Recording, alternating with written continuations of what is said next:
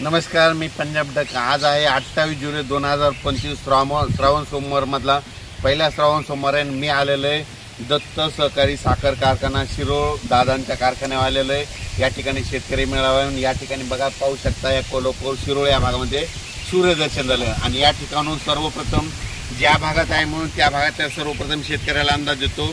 तुमच्या कोल्हापूर जिल्हा, सातारा जिल्हा, सांगली जिल्हा या भागामध्ये आणखी 2-3 दिवस थोडं सरी चालू राहतील। पण तुम्हाला सांगतो की तुम्ही काय करा, 8 तारखेपर्यंत 8 ऑगस्टपर्यंत तुम्ही काय करा, ऊसाला खत घेऊन टाकून घ्या, शेतीचे कामं करून घ्या।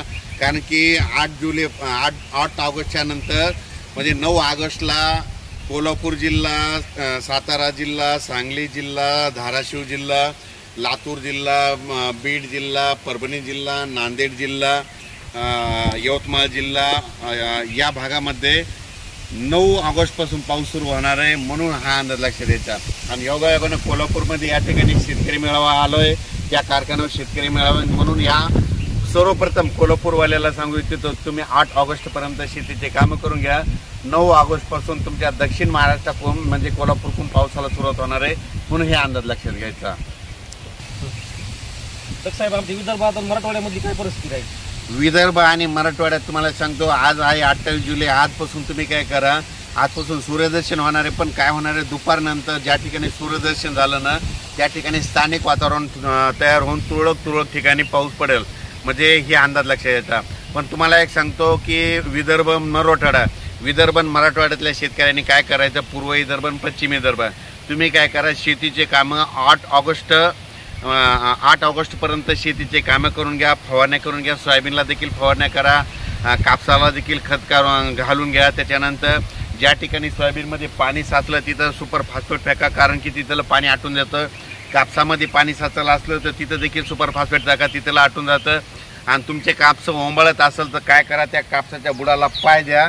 पाय दिल्याच्या नंतर तुमची ती मर देखील थांबते। म्हणून हे लक्षात घ्यायचं। पूर्व विदर्भ आणि पश्चिम विदर्भामध्ये सांगायचं झालं तर 8 ऑगस्टपर्यंत आता हवामान कोरडं राहणार आहे, सूर्यदर्शन होणार आहे। 9 ऑगस्टपासून परत पावसाला सुरुवात होणार आहे। आणि विदर्भामध्ये पूर्व आणि पश्चिम विदर्भामध्ये 10 ऑगस्ट ते 14 ऑगस्ट दरम्यान पश्चिम विदर्भ आणि पूर्व विदर्भामध्ये पाऊस सुरू होणार आहे। म्हणून हा अंदाज लक्षात घ्यायचा। आणि मराठवाड्यामध्ये सांगायचं झालं तर परभणी जिल्हा, लातूर जिल्हा, बीड जिल्हा, धाराशिव जिल्हा, नांदेड जिल्हा, हिंगोली जिल्हा या भागामध्ये 9 ऑगस्टला वरुण राजाचं आगमन होणार आहे। म्हणून तुम्ही काय करा, 8 ऑगस्टपर्यंत शेतीचे कामे करून घ्या। त्याच्यानंतर राहिला जालना जिल्हा, संभाजीनगरकडे 11 ऑगस्टला तिकडल्या भागामध्ये पाऊस येणार आहे। म्हणून हे अंदाज लक्षात घ्यायचा। त्याच्यानंतर जळगाव जिल्हा, नाशिक जिल्हा, धुळे, नंदुरबार नगर, अहिल्यानगर, त्याच्यानंतर पुणे या भागामध्ये 11 ऑगस्टपासून ते 16 ऑगस्टच्या दरम्यान तिकडे परत पाऊस येणार आहे। म्हणून हा अंदाज लक्षात घ्यायचा। म्हणजे सांगायचं झालं तर 9 ऑगस्टला सुरुवात होणार आहे। मी आता योगायोगाने कोल्हापूरला दत्त कारखान्यावर 9 ऑगस्टला सुरुवात होणार आहे। कोल्हापूर, सातारा, सांगली, सोलापूर जिल्हा, धाराशिव जिल्हा, लातूर जिल्हा, नांदेड जिल्हा, हिंगोली जिल्हा, यवतमाळ जिल्हा, परभणी जिल्हा, बीड जिल्हा या भागामध्ये 9 ऑगस्टपासूनच पावसाला सुरुवात होणार आहे। म्हणून तुम्ही काय करा, 8 ऑगस्टपर्यंत शेतीचे कामे करून घ्या।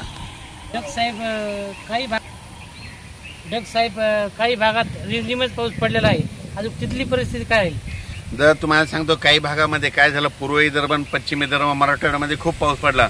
पण त्याच्या व्यतिरिक्त काय झालं की इकडं आम्ही काल करमाळ्याकडे आलो होतो तर तिकडल्या भागामध्ये काही भागामध्ये रिमझिम आहे। दोंड ह्या भागामध्ये रिमझिम पडलेला आहे। सोलापूर जिल्ह्यामध्ये काही भागामध्ये रिमझिम आहे। नगरचा इकडला म्हणजे दक्षिणेचा भाग काही भागामध्ये पाऊस पडलेला नाही। अहिल्यानगरच्या काही भागात पडलेला नाही। तर त्या भागातल्या शेतकऱ्याला सांगू इच्छितो की तुम्हाला निसर्ग काय करतो, सगळ्यांना झुकतं माप देत असतो। आता मग बघा, आता सुरुवात कोणाकडे होणार आहे तर दक्षिण महाराष्ट्राकडून होणार आहे। मग आता नेमका पाऊस कोल्हापूरकडून सुरू होणार आहे। कोल्हापूर पडणार आहे, कोल्हापूर जिल्ह्यात पडणार आहे, सातारा जिल्ह्यात पडणार आहे, सांगलीकडे पडणार आहे। त्याच्यानंतर कडा, आष्टी, बीड, जामखेड, करमाळ्याकडे पडणार आहे, आटपाडीकडे पडणार आहे। आटपाडी एक पाऊस नसतो तर आता आटपाडीच्या शेतकऱ्यासाठी, आटपाडी तालुक्याच्या शेतकऱ्यासाठी आनंदाची बातमी तुमच्या देखील लगेच 9 ऑगस्ट नंतर तुम्हाला चांगला पाऊस सुरू होणार आहे। म्हणून हा अंदाज लक्षात घ्यायचा। आणि राज्यात उर्वरित भागात जिथं पाऊस नाही पडला ना तिथं आता हे म्हणजे 9 ऑगस्ट ते 16 ऑगस्टच्या दरम्यान तुमच्या भागामध्ये पाऊस पडून जाईल. पण तुम्ही काय करा, तोपर्यंत 8 ऑगस्टपर्यंत शेतीचे कामे करून घ्या, कारण की राज्यामध्ये आणखीन 10-12 दिवस तुम्हाला शेतीचे कामे करण्यासाठी वेळ भरपूर आहे. अचानक वातावरणात बदल झाला तर लगेच एक मेसेज दिला जाईल, पण राज्यात मात्र आज ठिकठिकाणी सूर्यदर्शन होणार आहे आणि दुपारनंतर काय होणार आहे, स्थानिक वातावरण तयार होऊन अर्ध्या घंटाच्या, 10 मिनिटाच्या, 15 मिनिटाच्या अशा सरी येणार आहेत. एकदम मोठा पाऊस पडणार नाही म्हणून हा अंदाज लक्षात द्यायचा. पण शेतकऱ्यासाठी आनंदाची बातमी, सूर्यदर्शन होणार आहे, शेतीचे कामे करून घ्या. धन्यवाद.